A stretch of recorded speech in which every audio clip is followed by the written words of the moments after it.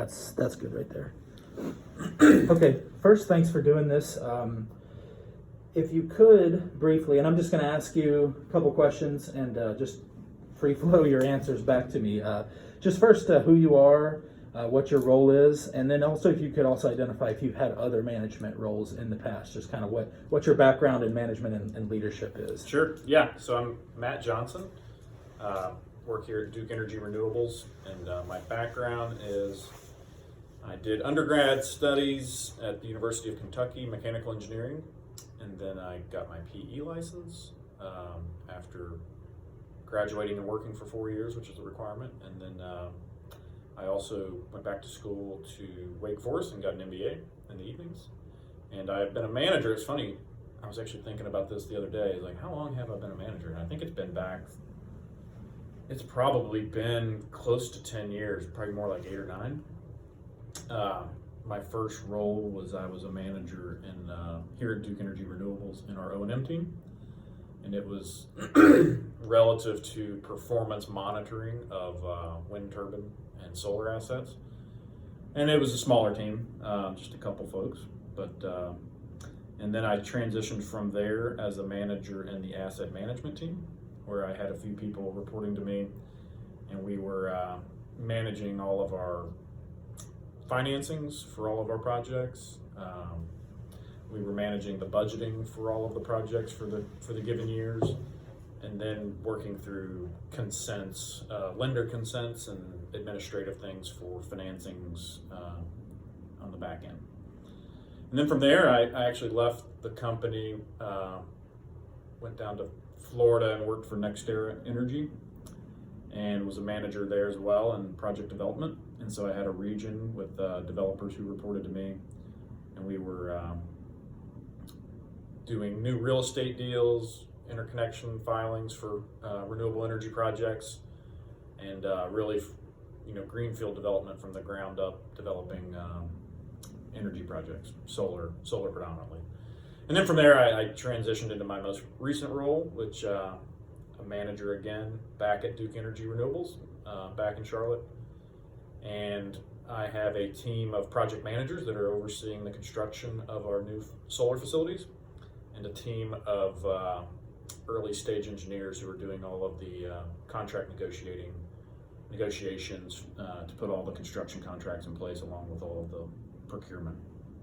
Okay, great, thank you. You mentioned that you got your MBA and then that your PE, so I'm guessing the MBA, there's some formal leadership training there. I guess the question is have you had any other formal leadership or management training, whether it be with your companies or just, other things, just what type of formal training? Sure, yeah, so yeah, you hit it spot on. In the MBA, there are some courses around management. I took a management course, I took an emotional intelligence course, EQ if you will. And then at Duke Energy, for frontline leaders, when someone becomes a manager, they have some kind of canned managerial stuff, and it's as much of, I think it is kind of the principles and concepts of good management, but it's also as much of the administration of being a manager within a given company that, there's comes along with that, right? Some red tape or process, if you will. Red tape is probably not the right way to put it. Okay. Do you see there being a difference between leadership and management? And if so, what are those differences? Yeah, there may be two different concepts, but I think as a manager or a leader within Duke Energy, you're expected to do both of those things. I'd say we don't have any managers that we don't look to as being leaders. But I think conceptually, and maybe I'm wrong about this, but you could put them in two categories. I think managing would be, you've got your day-to-day tasks, you've got a task that the team is trying to, achieve, and so you're managing to that task, and that's maybe more of the nuts and bolts of how your team gets it done. And then I think from a leadership perspective, you're, providing leadership that kind of sets an example of, how you're going to get it done. And a lot of times the managerial part of, the X's and O's, if you will, if you've got strong leaders on your team, you're able to do that more efficiently for sure. So in my head, you can kind of bifurcate the two concepts, but I think as a manager, you're expected to be a leader.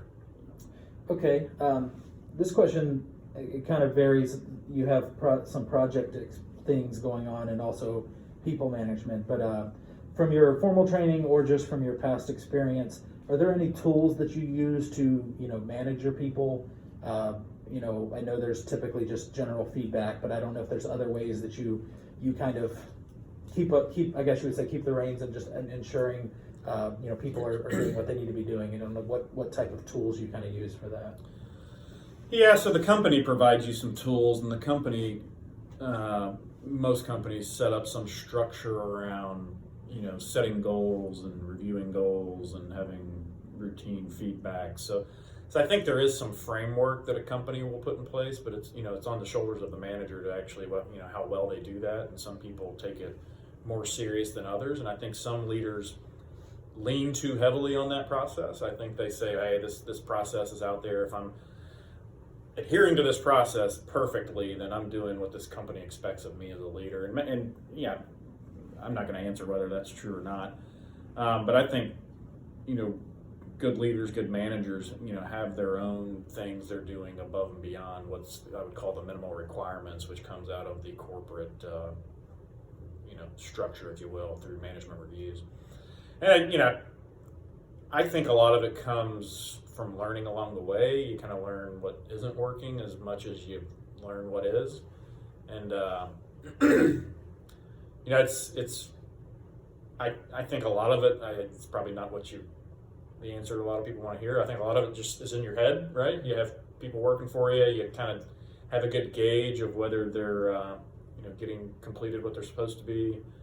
And then people are always at different levels within a company, and that's always a unique one too, right? Because someone who's a senior director level, if they're performing and getting the same amount of work done for the organization as someone who's at a junior project manager level, sure, they're both getting the same amount of work done, but you've got compensation tied to the senior person, so maybe you're expecting more, or maybe you're not giving them enough to do, right? And so that's a portion of it as well, is that your evaluation of people has to be relative to where they are in the company. You can't just carte blanche evaluate everyone on what they're getting done for you. So Okay.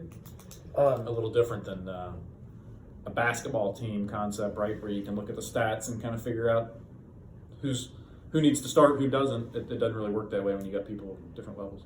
It's funny that you bring up the basketball. One of the questions that I actually have, it kind of revolves around, I think it's easy for organizations or for leaders to say everybody should be treated equally. But the example I give is, say that you are the coach of the Bulls in the 90s, and you have a rule that is if you miss practice, you don't play in the game.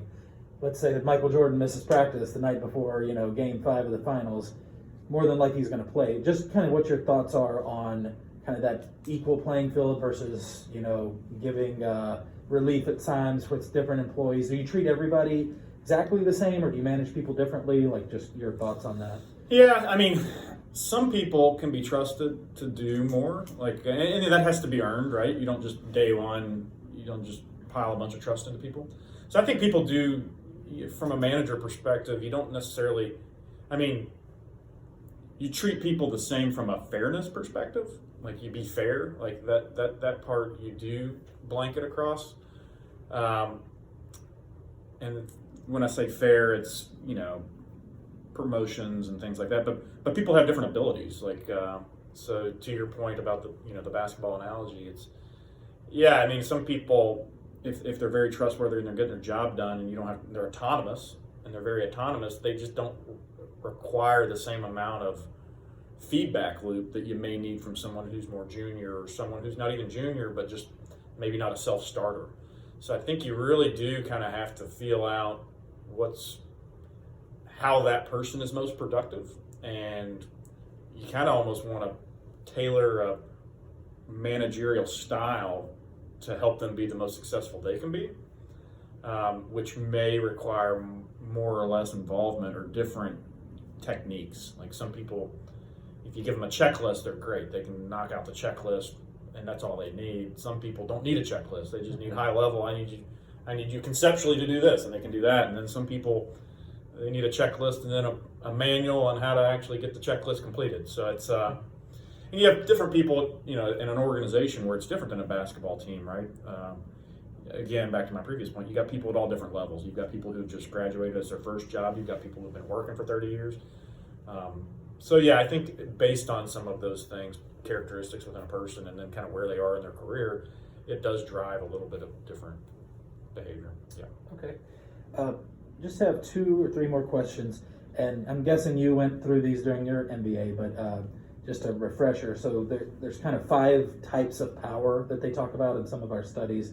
Okay. One of them is reward power, which is kind of managing through, if you do this, you can win that or get that. Legitimate, which is, you've been empowered to be the leader based on the company saying you can be the leader. Coercive, which is typically a little bit more, do this or this is going to happen. Expert, which is, kind of like more engineering, I guess you would say, is, they know what they're talking about. So that derives some leadership and management.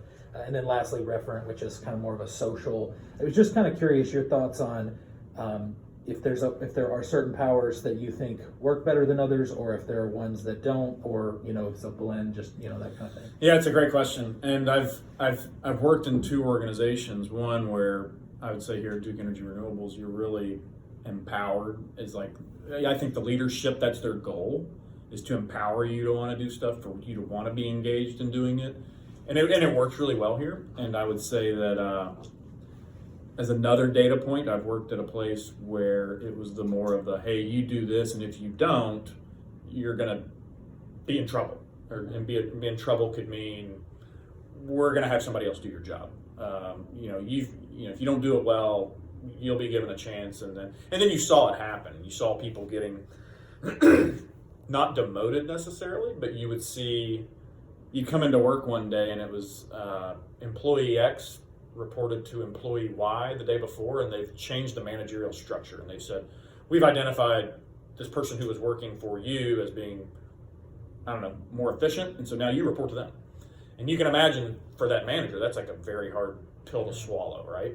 And it was very much of that type of organization where people were kind of doing things out of fear more than they were out of empowerment or any of these other things. But they also, they probably paid a little better than the market. And so maybe there was a little bit of that compensation piece there as well. And I think they had to, because it really wasn't a fun place to work, as you can imagine. And you would think one would have much different results than the other. And the interesting thing to me is that I didn't see a difference in results. I saw unhappy employees at one place, but the results were pretty similar. And that to me was a head scratcher. I was like, I'm surprised they're able to get as much done. And they had a lot of turnover, so they had a lot of people pouring in hours to make up for it. But that was interesting to me, because I would have thought an environment like that would have caused results to go down. But I was surprised to see that wasn't the case. Okay. And last question, we've got about a minute left. Is what's one thing you wish you knew before becoming a manager or leader that you know now? And if you could just keep the response to 30 seconds or less, just for time purposes. Yeah. No, that's a good one. I would say in my early days of being a leader, I was uncomfortable at times giving constructive feedback, and it was just something that you didn't learn until there were situations that could have been avoided had the constructive feedback been given earlier. And so that's maybe one thing. It's just challenging to do personality-wise sometimes. Okay. That's it. Great. Well, thank you. I appreciate it. And you were my last interview, so that's great. Thanks. Great. Yep. Thanks.